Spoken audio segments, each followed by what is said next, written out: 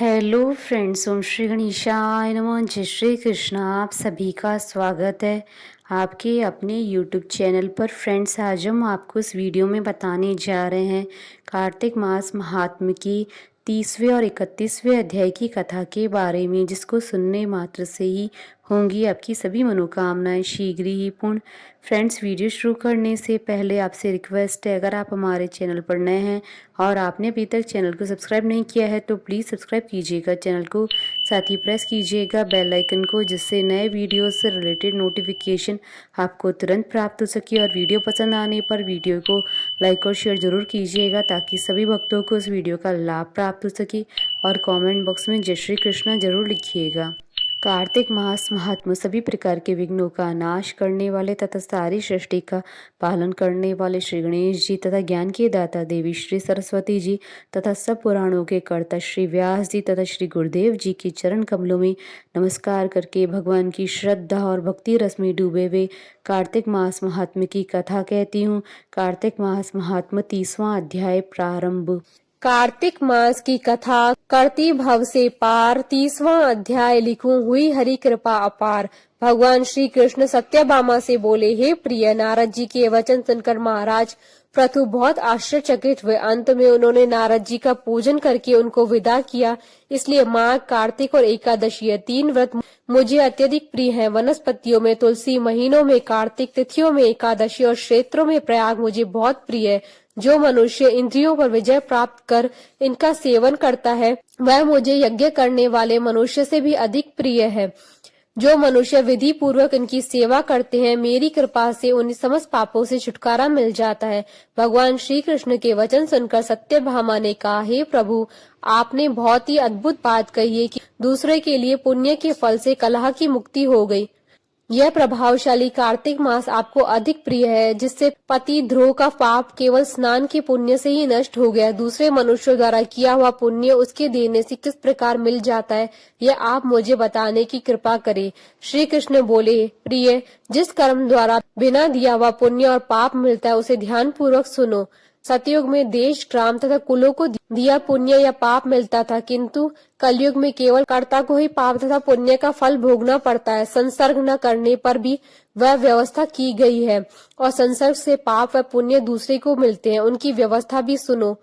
पढ़ना, यज्ञ करना और एक साथ भोजन करने से पाप पुण्य का आधा फल मिलता है, और एक आसन पर बैठने तथा सवारी पर चढ़ने से, श्वास के आने जाने से पुण्य व पाप का चौथा भाग जीव मात्र को मिलता है। छूने से, भोजन करने से और दूसरों की स्तुति करने से पुण्य और पाप का 6वां भाग मिलता है। दूसरे की निंदा, चुगली और धिक्कार करने से उसका 7वां भाग मिलता है। पुण्य करने वाले मनुष्य की जो कोई सेवा करता है वह सेवा का भाग लेता है और अपना पुण्य उसे देता है।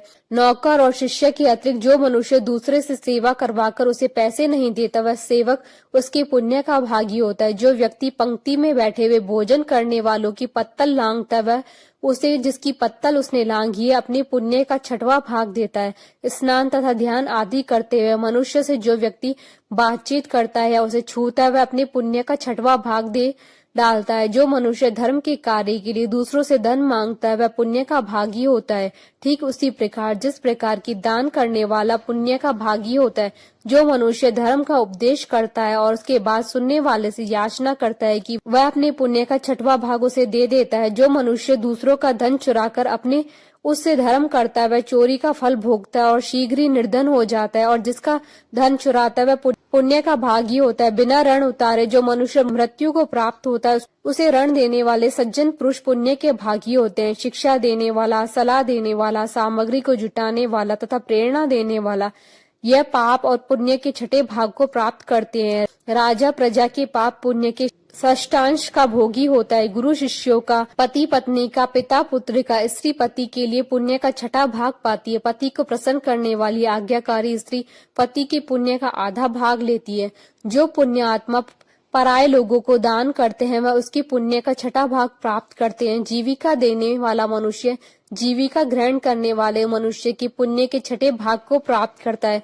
इस प्रकार दूसरों के लिए पुण्य अथवा पाप बिना दिए भी दूसरे को मिल सकते हैं, किंतु यह नियम जो कि मैंने बतलाए हैं ये कलयुग में लागू नहीं होते। कलयुग में तो एकमात्र कर्ता को ही अपने पाप और पुण्य को भोगने पड़ते हैं। इस संबंध में एक बड़ा पुराना इतिहास है जो कि पवित्र भी और बुद्धि प्रदान करने वाला भी कहा जाता है, जिसे ध्यान पूर्वक सुनो। यह इतिहास 31वें अध्याय में बताया जाएगा। इति श्री कार्तिक महात्म 30वां अध्याय संपूर्ण। कार्तिक मास महात्म्य 31वां अध्याय प्रारंभ। कार्तिक मास महात्म का यह 31वां अध्याय बतलाया भगवान ने प्रभु स्मरण का सरल उपाय। पिछली कथा में श्री कृष्ण जी ने सत्यभामा से कहा कि कलयुग में एकमात्र कर्ता को ही अपने पाप और पुण्य भोगने पड़ते हैं। इस संबंध में एक बड़ा पुराना इतिहास है जो कि पवित्र भी है और बुद्धि प्रदान करने वाला कहा जाता है, उसे ध्यान पूर्वक सुनो। भगवान श्री कृष्ण ने कहा कि पूर्व काल में अवंतीपुरी उज्जैन में धनेश्वर नामक एक ब्राह्मण रहता था। वह रस, चमड़ा और कंबल आदि का व्यापार करता था। वह वैश्यगामी और मद्यपान आदि बुरे कर्मों में लिप्त रहता था। चूंकि वह दिन रात पाप में रत रहता था, इसलिए वह व्यापार करने नगर नगर घूमता था। एक दिन वह क्रय विक्रय के कार्य में घूमता हुआ महेशमतीपुरी में जा पहुंचा, जो राजा महिष ने बसाई थी। वहां पाप नाशिनी नर्मदा सदैव शोभा पाती है। उस नदी के किनारे कार्तिक का व्रत करने वाले बहुत से मनुष्य अनेक गांवों से स्नान करने के लिए आए हुए थे। धनेश्वर ने उन सबको देखा और अपना सामान बेचता हुआ वह भी 1 मास तक वहीं रहा। वह अपने माल को बेचता हुआ नर्मदा की तट पर घूमता हुआ स्नान, जप और देवा अर्चन में लगे हुए ब्राह्मणों को देखता और वैष्णवों के मुख से भगवान विष्णु के नामों का कीर्तन सुनता था। वह वहां रहकर उनको स्पर्श करता रहा, उनसे बातचीत करता रहा। वह कार्तिक के व्रत की उद्यापन विधि तथा जागरण भी देखता रहा।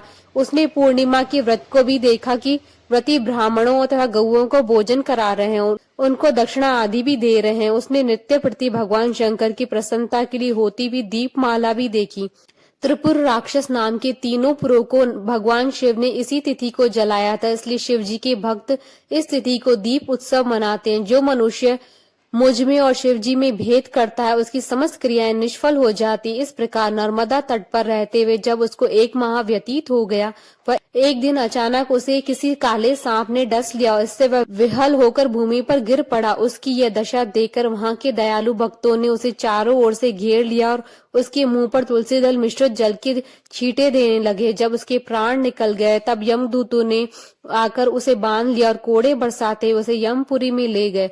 उसे देखकर चित्रगुप्त ने यमराज से कहा कि इसने बाल्यावस्था से लेकर आज तक केवल बुरे कार्य ही किए हैं। इसके जीवन में तो पुण्य का लेश मात्र भी दृष्टिगोचर नहीं होता।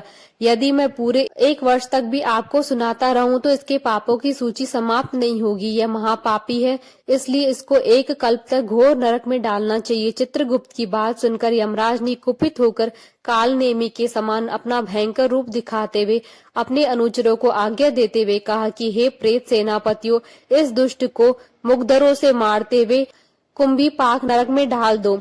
सेनापतियों ने मुग्धरों से उसका सिर फोड़ते हुए कुंभी पाक नरक में ले जाकर खोलते हुए तेल के कड़ाई में डाल दिया। प्रेत सेनापतियों ने उसे जैसे ही तेल के कड़ाई में डाला वैसे ही वहां का कुंड शीतल हो गया।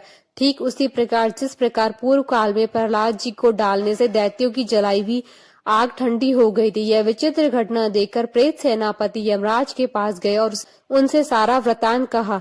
सारी बात सुनकर यमराज भी आश्चर्यचकित हो गए और इस विषय में पूछताछ करने लगे। उसी समय नारद जी वहां आए और यमराज से कहने लगे, सूर्य नंदन, यह ब्राह्मण नरकों का उपभोग करने योग्य नहीं है। जो मनुष्य पुण्य कर्म करने वाले लोगों का दर्शन, स्पर्श और उसके साथ वार्तालाप करता है वह उसके पुण्य का 6वां अंश प्राप्त कर लेता है। यह धनेश्वर तो 1 मास तक श्री हरि के कार्तिक व्रत अनुष्ठान करने वाले असंख्य मनुष्यों के संपर्क में रहा है, अतः यह उन सबके पुण्यांश का भागी हुआ है। इसको अनिच्छा से पुण्य प्राप्त हुआ है, इसलिए यक्ष की योनि में रहे और पाप भोग के रूप में सब नरक का दर्शन मात्र करके यम यातना से मुक्त हो जाए। भगवान श्री कृष्ण ने कहा। सत्यभामा नारद जी के इस प्रकार कहकर चले जाने के पश्चात धनेश्वर को पुण्यात्मा समझते हुए यमराज ने दूतों को उसे नरक दिखाने की आज्ञा दे दी। इति श्री कार्तिक महात्म्य 31वां अध्याय संपूर्ण। बोलिए भगवान विष्णु जी की जय, सनातन धर्म की जय। हमारे साथ इस वीडियो में अंत तक बने रहने के लिए आपका धन्यवाद। ओम श्री गणेशाय नमः। जय श्री कृष्णा।